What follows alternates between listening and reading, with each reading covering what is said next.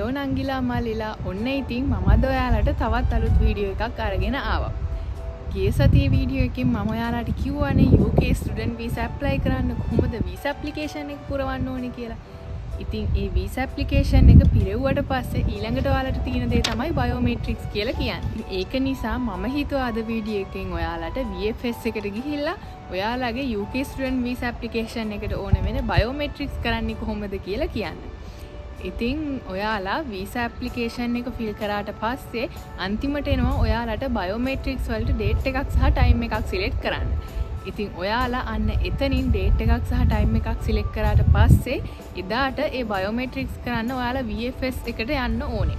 ඉතින් කලින් නම් මේ VFS එක තිබුණේ මරදානේ. හැබැයි දැන් ඒක තියෙන්නේ දෙමටගොඩ ස්ටේෂන් එකට ළඟින්. ඉතින් මම ඔයාලට මේ VFS එක තියෙන තැන ඇඩ්‍රස් එකත් පහළ ඩිස්ක්‍රිප්ෂන් බොක්ස් එකේ දාන්නම්. ඉතින් ඔයාලා VFS එකට යනකොට බයෝමෙට්‍රික්ස් කරන්න වැදගත්ම වෙන දේ තමයි ඔයාලා හරියටම වෙලාවට යන්න ඕනේ. ඉතින් හොඳම දේ තමයි ඔයාලට දීලා තියෙන ටයිම් එකට විනාඩි 15කට විතර කලින් ගිහිල්ලා එතන ඉන්න එක. අනිත් එක ඔයාලට ඇතුළට යනකොට බෑග්ස් මුකුත් අරගෙන යන්න දෙන්නේ නැහැ. දැන් නම් ඒ රූල්ස් වෙනස් වෙලා තියෙන්නත් පුළුවන්. හැබැයි අපිට ඒ කාලේ බෑග්ස් මුකුත් ඇතුළට ගෙනියන්න දුන්නේ නැහැ. ඔයාලට පුළුවන් ඔයාලගේ ඩොකියුමන්ට්ස් ටිකයි පාස්පෝර්ට් එකයි ඇතුළට අරගෙන යන්න. අනිත් එක එයාලා ඇතුළට ගන්න කලින් පොඩි සිකියුරිටි චෙක් එකක් වගේ එකකුත් තියෙනවා. මොනවද ඔයාලා අරන් යන්නේ කියලා එයාලා බලනවා.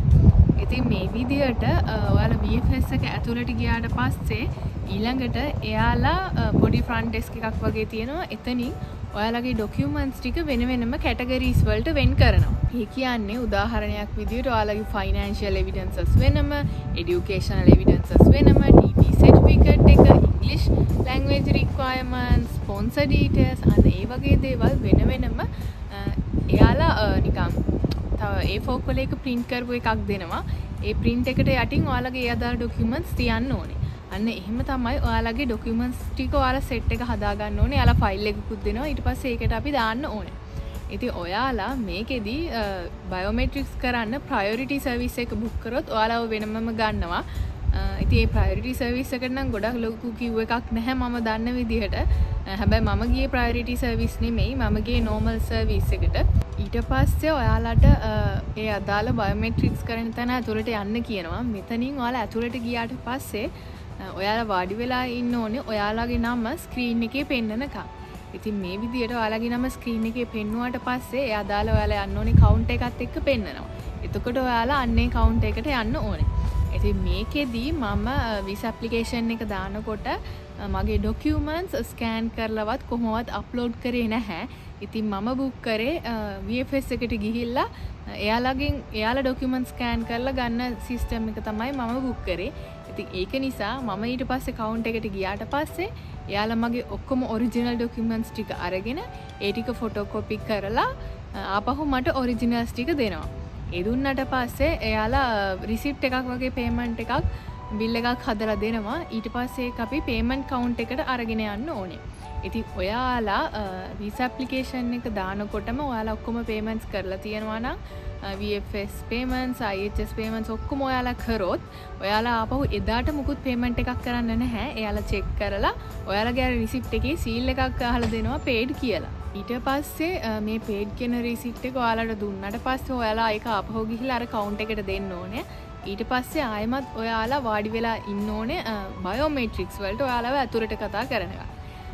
ඉතින් ආයෙමත් වාඩි වෙලා ඉන්නකොට ආයෙමත් ස්ක්‍රීන් එකේ ඔයාලගේ නමයි ඔයාලා යන්න ඕනේ රූම් නම්බර් එකයි වැටෙනවා. ඊට පස්සේ ඒකේ ඔයාලගේ නම පෙන්නුවාට පස්සේ ඔයාලා ඒ රූම් එකට යන්න ඕනේ. ඉතින් ඒක ඇතුලේ ගොඩක් වෙලාවට එක්කෙනයි ඉන්නේ.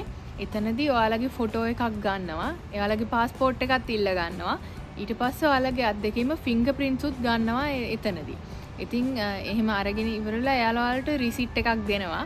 හැබැයි ඔයාලගේ පාස්පෝර්ට් එක එයාලා තියා ගන්නවා. ආපහු ඒක ඔයාලට දෙන්නේ නැහැ. ඊට පස්සේ ඔයාලට යන්න පුළුවන්. අන්න ඒ ටික තමයි මේ VFS Global එකේ බයෝමෙට්‍රික්ස් කරනවා කියලා ඔයාලට කරන්න තියෙන්නේ.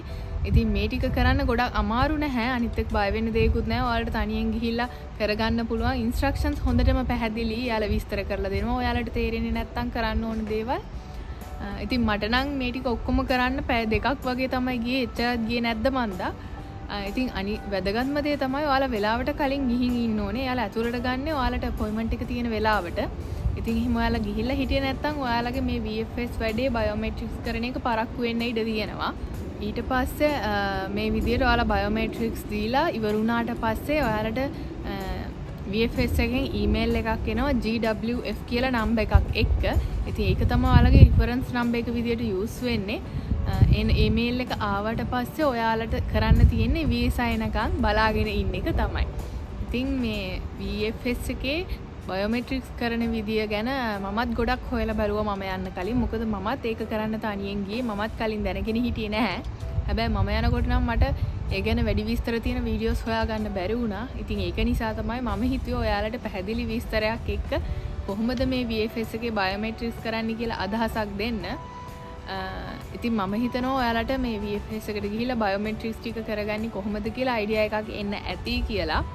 ඔයාලට තව මොනවා හරි මේ ගැන ප්‍රශ්න තියෙනවා නම් ඔයාලට පුළුවන් පහලින් කමෙන්ට් එකක් දාන්න. මම අනිවාර්යයෙන්ම ඔයාලගේ හැම කමෙන්ට් එකකටම රිප්ලයි කරනවා. මම දන්න දෙයක් නම් අනිවාර්යයෙන්ම ඔයාලට කියලා දෙනවා. ඔයාලත් ස්ටුඩන්ට් වීසා වලින් UK යන්න බලාගෙන ඉන්න නංගි කෙනෙක් හරි මල්ලි කෙනෙක් හරි නම් කවදා හරි වෙන රටකට ගිහිල්ලා ඉගෙන ගන්න එහෙමත් නැත්නම් සෙටල් වෙන්න ආසාවක් තියෙන කවුරු හරි නම් මම හිතනවා මේ වීඩියෝ එකත් ඔයාලට ගොඩක් වැදගත් වෙන්න ඇති කියලා. ඒ වගේම ඔයාලගේ තව කවුරු හරි යාළුවෝ UK යන්න බලාගෙන ඉන්නවා නම් එයාලට මේ වීඩියෝ එක ෂෙයා කරන්න අමතක කරන්නත් එපා. ඉතින් එහෙනම් අපි මේ වගේම තවත් වැදගත් වීඩියෝ එකකින් හමු වෙමු.